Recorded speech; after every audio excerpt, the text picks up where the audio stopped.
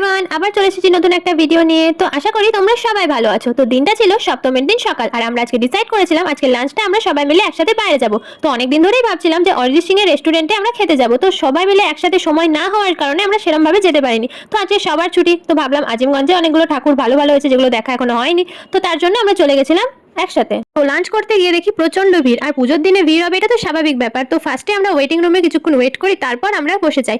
আসলে অনেকজন ছিল, তো অনেকগুলো আলাদা আলাদা টেবিল, আলাদা আলাদা সিট ফাঁকা ছিল, বাট একসঙ্গে কোনোটাই ছিল না, তো তার জন্য একটু ওয়েট করতে হয়েছিল।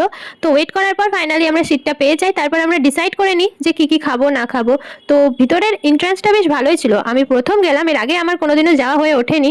বাট পুজোর কারণে কিনা বলতে পারবো না, খাবারের কোয়ালিটি খুব একটা ভালো ছিল না, খুব খারাপও ছিল সেটাও না, বাট খুব একটা ভালো ছিল সেটাও না। চিকেনটা আমরা অর্ডার করেছিলাম সেটা অত্যন্ত খারাপ লেগেছে আমার পক্ষে, বাট যে খাবারের কোয়ালিটি অনুযায়ী দামটা আমার কাছে একটু এক্সপেন্সিভ বলেই মনে হয়েছে। জানি না পুজোর জন্য বেশি হতেও পারে।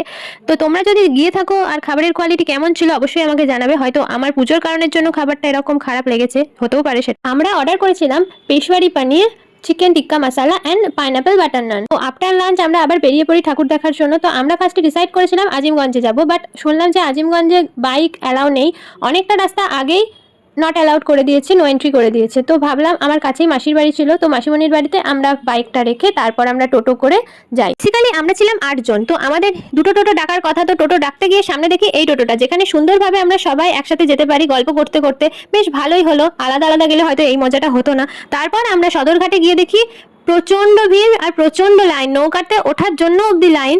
তো আমরা সেসব লাইন কাটিয়ে চলে আসি আজিমগঞ্জে। তো আমি প্রথম আজিমগঞ্জে ঠাকুর দেখতে এলাম, এর আগে আমি কোনোদিনও আসিনি। তো গিয়ে আমি প্রচন্ড অবাক হয়ে যাই যে এত সুন্দর ঠাকুর। তো প্রথম আমি বহরমপুরের মধ্যে এত সুন্দর একটা মণ্ডপ দেখলাম। তোমরাও জানিও যে তোমরা এখানে গেছো কিনা। তো এর আলাদা করে একটা ভিডিও আমার চ্যানেলে আগে থেকেই আছে, তো তোমরা চাইলে দেখতে পারো।